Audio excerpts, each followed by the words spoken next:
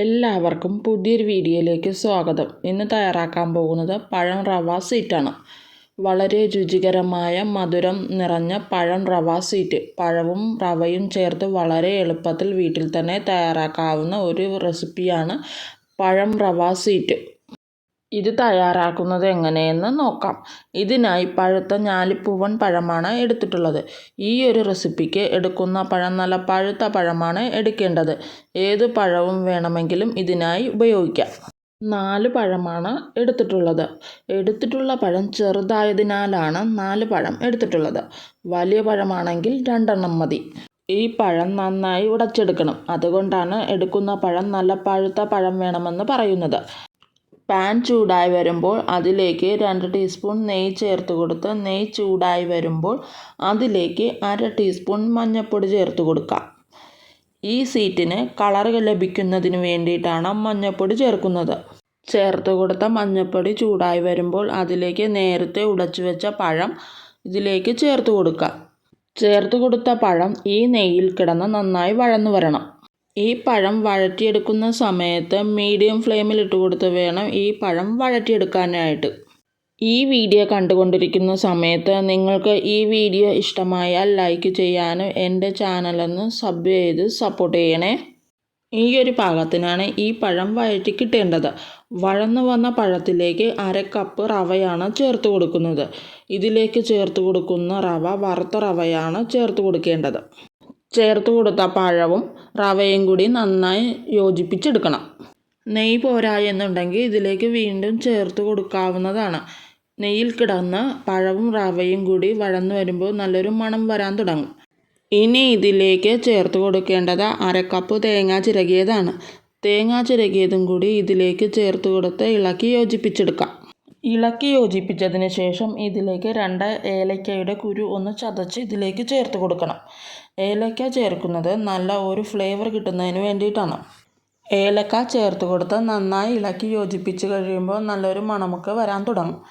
ഇനി ഇതിലേക്ക് പഞ്ചസാരയാണ് ചേർത്ത് കൊടുക്കേണ്ടത്. 1/4 കപ്പ് പഞ്ചസാരയാണ് ചേർത്ത് കൊടുക്കുന്നത്. ചേർത്ത് കൊടുത്തിട്ടുള്ള പഴത്തിൻ്റെ മധുരത്തിന് അനുസരിച്ച് പഞ്ചസാരയുടെ അളവിൽ മാറ്റം വരുത്താവുന്നതാണ്. ഇളക്കി നന്നായി യോജിപ്പിച്ചതിന് ശേഷം ഇതിലേക്ക് പാലാണ് ചേർത്ത് കൊടുക്കേണ്ടത്. തിളപ്പിച്ച 1 കപ്പ് പാലാണ് ഇതിലേക്ക് ചേർത്ത് കൊടുക്കുന്നത്. ആദ്യം പകുതി പാൽ ചേർത്ത് കൊടുത്ത് ഇളക്കി യോജിപ്പിച്ചതിന് ശേഷമാണ് ബാക്കി പകുതി ഇതിലേക്ക് ചേർത്ത് കൊടുക്കുന്നത്.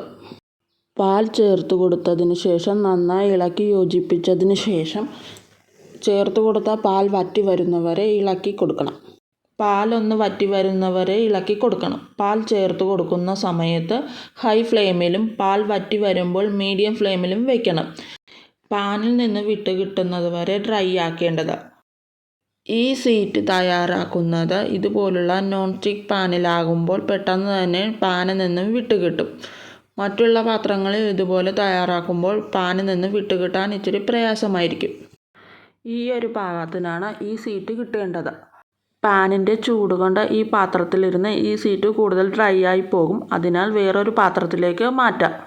ഈ സ്വീറ്റിൻ്റെ ചൂടൊന്ന് ആറിയതിന് ശേഷം ഇത് ചെറിയ നാരങ്ങയുടെ വലുപ്പത്തിൽ ഉരുളകളാക്കി എടുക്കാം. ഇനി ഇതൊന്ന് ചെറിയ ഉരുളകളാക്കി എടുക്കാം. ഉരുളകളാക്കി എടുക്കുന്ന സമയത്ത് കയ്യിൽ ഇച്ചിരി നെയ്യ് തടവിയതിന് ശേഷം വേണം ചെറിയ ഉരുളകളാക്കി എടുക്കാനായിട്ട്. ഈ ഒരു വലുപ്പത്തിലാണ് ഓരോ ഉരുളകളും ആക്കി എടുക്കേണ്ടത്. ഒരു ഉരുള തയ്യാറായിട്ടുണ്ട്. ഇനി ഇതുപോലെ തന്നെ മറ്റുള്ള ഉരുളകളും ഉരുട്ടിയെടുക്കാവുന്നതാണ്. എല്ലാം ഉരുട്ടിയെടുത്തിട്ടുണ്ട്. ഈ ഒരു വലുപ്പത്തിൽ ഈ സ്വീറ്റ് 16 കിട്ടിയിട്ടുണ്ട്. നേരത്തെ എടുത്ത അതേ പാൻ തന്നെയാണ്. ആ പാനിലേക്ക് 1 ടേബിൾ സ്പൂൺ നെയ്യ് ചേർത്ത് കൊടുത്ത് ഉരുട്ടിയെടുത്തിട്ടുള്ള സ്വീറ്റ് ഇതിലേക്ക് ചേർത്ത് കൊടുക്കാം. നെയ്യിൽ കിടന്ന് ഈ ഉരുളകൾ ഒന്ന് ചൂടാക്കി എടുക്കണം. ഈ സ്വീറ്റിൻ്റെ കളർ ഒന്ന് ബ്രൗൺ കളർ ആകുന്നവരെ ചൂടാക്കി എടുക്കേണ്ടത്. ഇങ്ങനെ ചൂടാക്കി എടുക്കുന്ന സമയത്ത് ഏറ്റവും ലോ ഫ്ലെയിമിലായിരിക്കണം ഇടേണ്ടത്. ഈ സ്വീറ്റ് ഈ രീതിയിൽ തയ്യാറാക്കി നോക്കിയിട്ട് നിങ്ങളുടെ അഭിപ്രായങ്ങൾ കമൻറ്റ് ബോക്സിൽ രേഖപ്പെടുത്തണേ. പഴം റവ സ്വീറ്റ് തയ്യാറായിട്ടുണ്ട്. നിങ്ങൾക്ക് ഈ വീഡിയോ ഇഷ്ടമായെന്ന് വിചാരിക്കുന്നു. പുതിയൊരു വീഡിയോയുമായി വീണ്ടും കാണാം.